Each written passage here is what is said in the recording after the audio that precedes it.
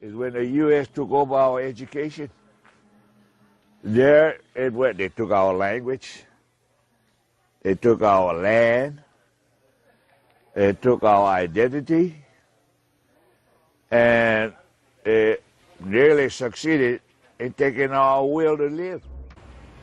Sidestep, right, or kind of erase that history that it was a kingdom. Why did the Americans do it? That was the first question I asked. The American agenda tonight, a most significant presidential apology. At the White House yesterday, President Clinton signed a formal letter of apology to the people of Hawaii. He was apologizing on behalf of the U.S. government for the government's involvement 100 years ago in removing the independent Hawaiian monarchy by force. And on the agenda tonight, Hawaiian identity. Native Hawaiians who say, give us back our country.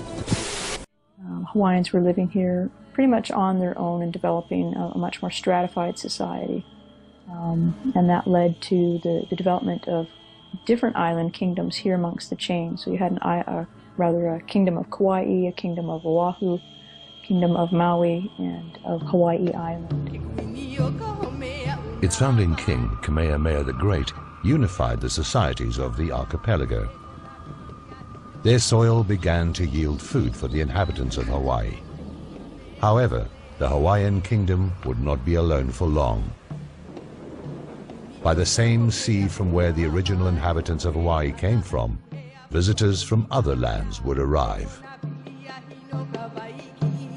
Contact with foreigners of European or American descent comes in 1778 with the arrival of Captain Cook. It is speculated that there may have been other encounters prior to that, but it's not documented. Captain James Cook, a British explorer and sailor, established contact with the inhabitants of Hawaii. In 1794, the British explorer George Vancouver gave the court of King Kamehameha a Union Jack as a token of friendship from King George III.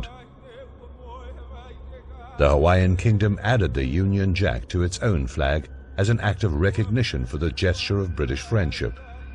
In spite of the foreign presence in Hawaii, mainly Britain at the time, as well as other ethnic groups, King Kamehameha gave his kingdom its own identity. He gained international recognition. In 1843, the Kingdom of Hawaii was indeed recognized as an independent nation-state, as a member of the family of nations, through treaties with the United States, Great Britain, and France, and I believe about 20 other nations of Europe. And this was meant to secure the sovereignty of the nation through those treaty agreements that were then made. And so from that point on, 1843, the Kingdom of Hawaii is indeed recognized as an independent nation-state. As the monarch consolidated the archipelago as a sovereign state, the Kingdom of Hawaii also created a society of citizens with its own identity, an independent state. In the 19th century, the term Hawaiian was an indicator of citizenship or membership to the Hawaiian Kingdom, which throughout the 19th century was an independent country, independent state. Beginning in 1843, the Hawaiian Kingdom was actually the first non-European territory in the world to become an independent and recognized state. As a sign of recognition of Hawaii's independence, several members of the Hawaiian royal family travel all over the world on official visits. They were welcomed by kingdoms and republics as the true representatives of a sovereign kingdom. In the meantime, Western immigrants continued to arrive in Hawaii. By the start of the 19th century, a few American settlers were already living in the archipelago. So as the American settler population continued to grow, their interest in business continued to grow. They oftentimes were pressuring the monarchs, pressuring the government to develop things, or for the government to develop and the economy to develop in a way that these settlers would find most comfortable. A group of settlers, mainly American, formed an organization of landowners. They controlled the production of sugar cane. Their economic power ensured that their influence in the affairs of the kingdom increased. So when we get to 1893, by that time, these foreign settlers, many of them who were invested in the plantation economy, were very strong in their opinions about how the government should continue. And when Liliuokalani, who was the Queen of Hawaii in 1893, when she proposed to bring forward a new constitution, a group of 13 businessmen, calling themselves the Annexation Club and the Committee of Safety, they took it upon themselves to overthrow the Queen, or to remove her from the government. And they did this in conjunction, or with the approval, it would seem, of the U.S. Minister to the Hawaiian Kingdom, Minister Stevens. And so he was totally misrepresenting his position by essentially conspiring with this group to take over the Queen's government. In the Constitution, Queen Liliuokalani only gave the right to vote to those citizens who were considered natives of Hawaii. The settlers feared that they may lose their political and economic power. On the 17th of January 1893, U.S. troops landed in Hawaii, arguing that they were there to protect the rights of the settlers. Queen Liliuokalani was arrested and taken to the royal palace of Lalani. She was forced to abdicate because of the military superiority of the invaders. The conspirators took advantage of the end of the monarchy to take control of the archipelago. They created the so-called Republic of Hawaii. However, the inhabitants of the islands did not accept such imposition and took action. This is when the people of Hawaii gather together in a couple of huis, or groups, that protest against annexations, with a petition asking that the United States recognize that the people of Hawaii who have signed this petition do not want to be a part of the United States, do not wish to be annexed. And we believe that some 38,000 people in total signed these petitions out of a Native Hawaiian population that was close to 40,000. The petition did not succeed. On the 12th of August 1898, in a ceremony that took place in front of the Lalani Palace, the old residence of the Hawaiian monarchs, the flag of the kingdom was taken down, an American flag was raised. The annexation of Hawaii brought a process of Americanization in the local society. This process included the imposition of an educational system that marginalized the values of the local population. The local language was replaced by that of the settlers. In 1896, under the authority of the Republic of Hawaii, a law was passed that stated that all public school instruction must take place in English. So they didn't outright ban Hawaiian, but in effect they did, because they said to everyone, you must learn English, you must use English, and only English in your schools. And so parents became much more reluctant to use Hawaiian language in their homes. And certainly in the schools, many children were reprimanded for using Hawaiian language when they were expected to be using English. Is when the U.S. took over our education. There it went, they took our language, they took our land, they took our identity, and it nearly succeeded in taking our will to live. At the same time, the United States passed a law which determined who was and who was not a Hawaiian. Around 1920, you start to see this legislation being passed in U.S. Congress that kind of begins to define legally through U.S. law what is considered a Native Hawaiian. In that bill, U.S. congressional law, you have for the first time this understanding of blood quantum, that Native Hawaiians, right, are legally defined as those that possess half native blood, right, or 50% native blood. So you can really start to see American racial logic being institutionalized within within Hawaii. And that lasts for a very long time, even till this day. Right? And these terms, Native Hawaiian or Hawaiian, are now defined through U.S. law within the context of blood quantum. 1/32 of drop is still Hawaiian. But they said, oh, according to their law, you have to have 50%. That's bullhead.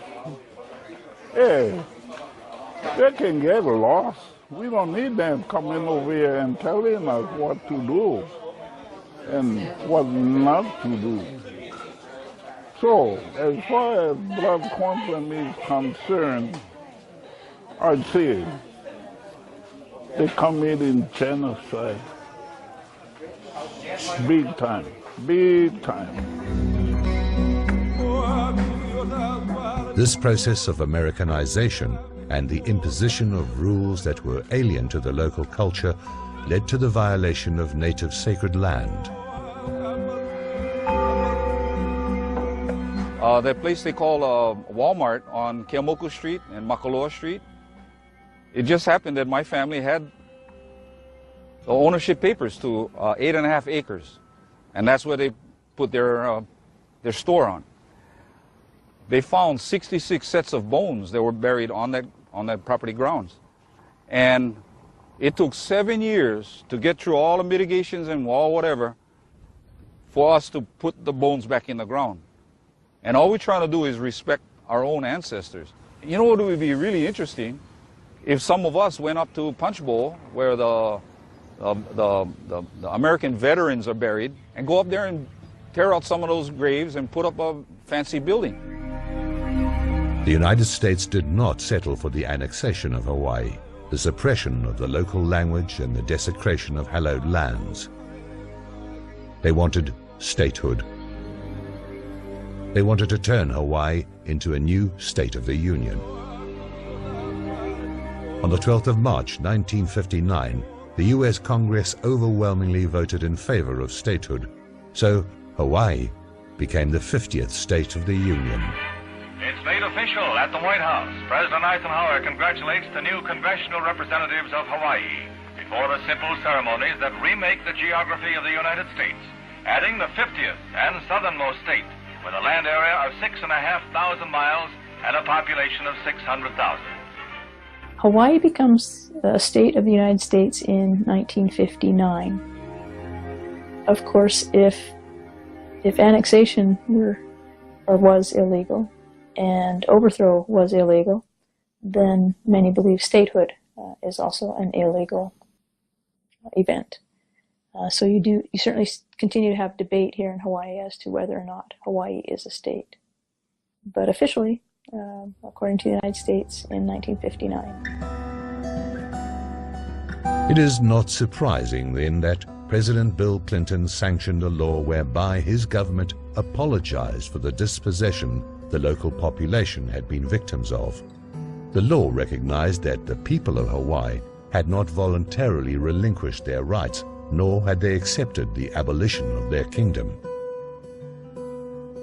You don't need to be a lawyer, really, to understand. If the criminal admits to committing a crime against you and further admits that you never relinquished your rights, i.e. your property was stolen and you never relinquished your rights to the property, you don't need to be a lawyer to understand that according to that the Hawaiians have one of the best claims, if not the best claim, for independence once again. When I heard about the apology bill, it was an intent to defraud the Hawaiian nation, the Hawaiian people even further.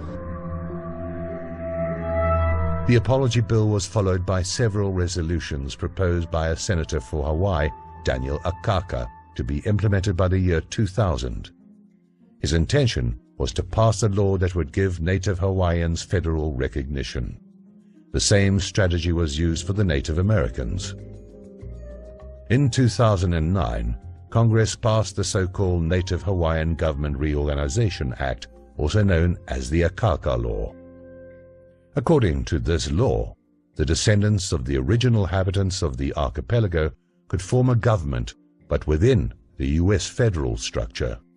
they could not reclaim the rights they had lost before the overthrow of the monarchy in 1893 or their status of sovereign nation. And I believe the people that were involved in the Akaka Bill that's trying to continue to deprive us were absolutely on the track of imposterating our claims. And at the end of it all, first of all, naming us Native Hawaiians, which we're not Native, we're nationals. Okay? So imposteration started. Not knowing this, then the imposteration for Native Hawaiians were coming. And then the next step would be that the imposteration was that they now becoming the Native Hawaiian Pacific Islander Asian Foundation. And most of our people don't know this yet. We're on a different boat here. A lot of people like to compare us with the American Indian, per se. Well, in our situation, we're fortunate enough to have a government that actually had the treaties with the U.S. that actually have never been dissolved. So, you know, if anything, it'll show America's true colors.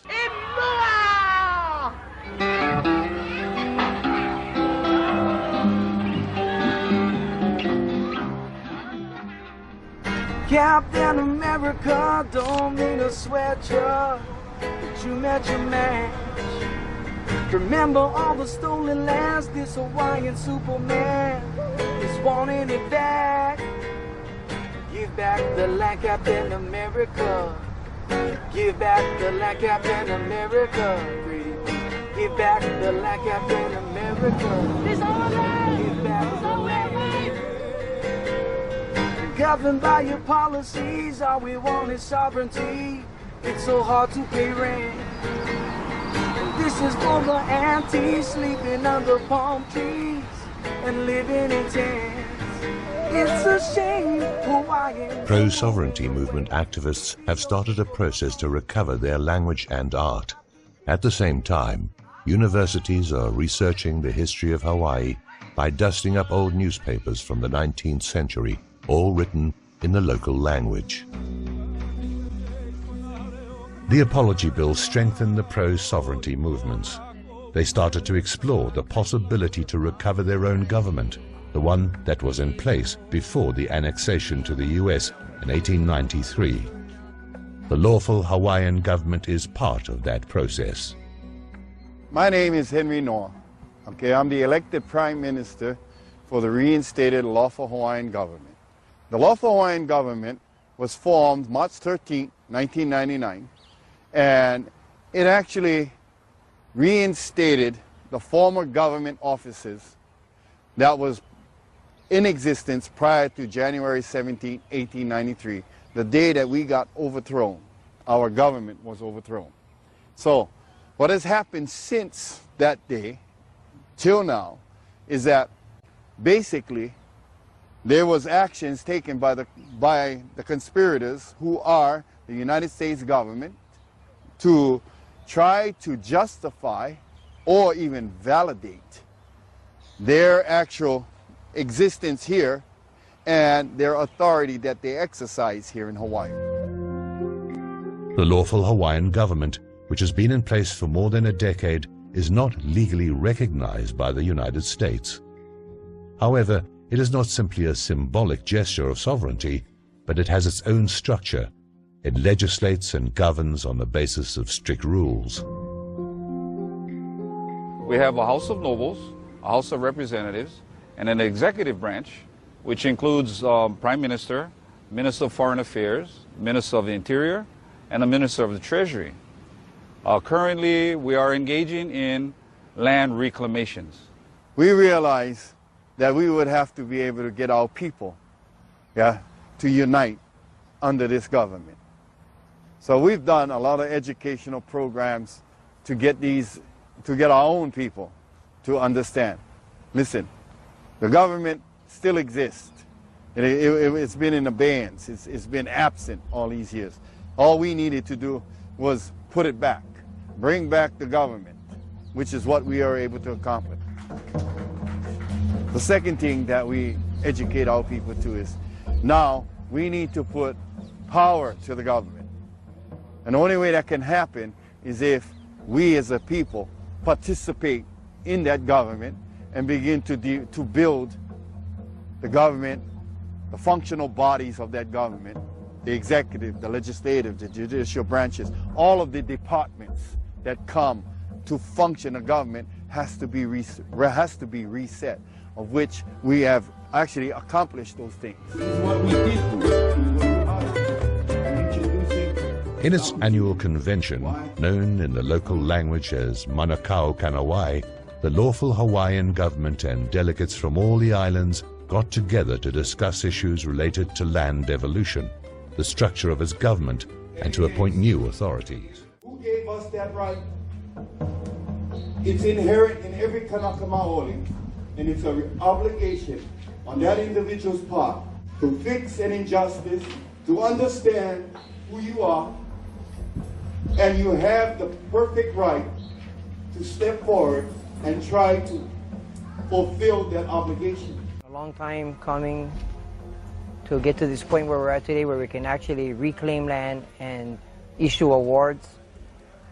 We did a lot of preparations to get to this point, and now that we're actually here, it's a little overwhelming, exciting. We have built a case that it's hard to argue with, you know. So we know we're dealing with the de facto government backed by the United States, and so we're up against some heavy hitters. We know that. So our case has to be solid. The lawful Hawaiian government's legislative branch is divided into 7 districts. Each one has a representative and a noble, according to the ancient traditions of the archipelago. In this branch, young and old take part without distinction. So the way I look at it is being ahead of the curve, in a sense. You know, there are a few other members of the government itself that may be my age or younger. However, I guess what it comes down to is, well, having been called old for my age for some time, I know there's a lot of folks my age who have a basic understanding of the issue. I guess in a sense I find myself ahead of the curve in comprehending the moral obligation that accompanies, you know, the historic facts. Said it only on God's time will we do this. Well, today is God's time, where we're going to put the people back on the land. It's this very spot. 13 years ago, Uncle Robert and I sat in his car, and we asked God to help us. And the rest, our Prime Minister at that time was the organizer of our hui. Everybody was waiting for us to bring one Kanaka to that meeting. This is when we was going to put the government together. And we asked God, right here at this very spot where we sit, help us.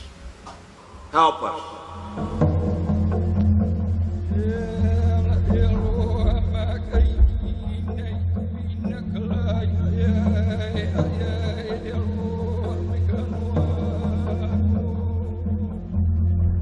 You know, why am I so elated today? So in Hawaiian, we say the word for being elated is ha'ole. Ha'ole nui, happy, very, very happy. Because we're getting to put our people back on the land that the U.S. had come through deceit or whatever you call it, took our people and drove us to be destitute. The United States military presence in Hawaii constitutes a constant danger for the very existence of the archipelago. Hawaii is a military outpost. It's got every branch of the U.S. military, Army, Navy, Air Force, Marines, and there are unknown amounts of nuclear weapons. You've got nuclear submarines, you've got nuclear aircraft carriers, you've got nuclear silos with intercontinental ballistic missiles. Those missiles are directed at targets all around the world. Poverty, high living cost, cultural alienation, and military threat are the direct result of the presence of the United States in Hawaii. Despite all of that, those Hawaiians who have decided to reclaim what was taken from their ancestors more than a century ago are not prepared to surrender.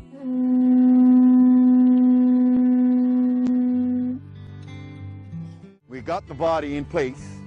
We're going to demonstrate that we're real here in Hawaii. And now we're going to take this realness to the world and let them know this is why we executing to reclaim what is rightfully ours. Oh, I see it, free, independent Hawaii once again will be a reality because we're going to make that possible through law. And the military, the U.S. military can leave and just go back to North America and follow their rules, exert their rules on their land.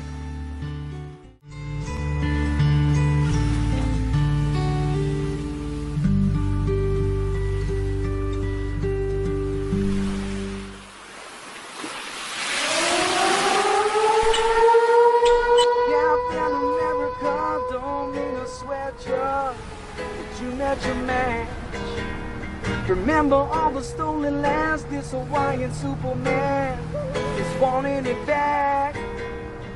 Give back the land, Captain America. Give back the land, Captain America. Please. Give back the land, Captain America. Please. Give back the land.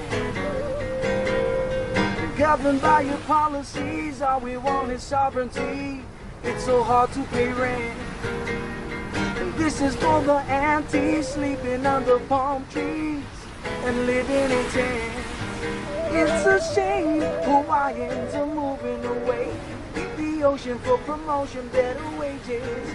I think it's safe to say that Hawaii is doing better in Nevada, Las Vegas.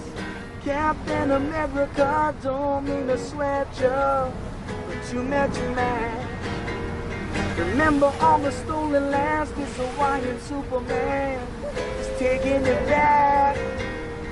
Taking back the land, Captain America, now. We're taking back the land, Captain America, right now. We're taking back the land, Captain America, now. We're taking back the land, that's God's plan. To live life, living is free. Stay high, rolling with me. Live life where you supposed to be. Stay high in Hawaii.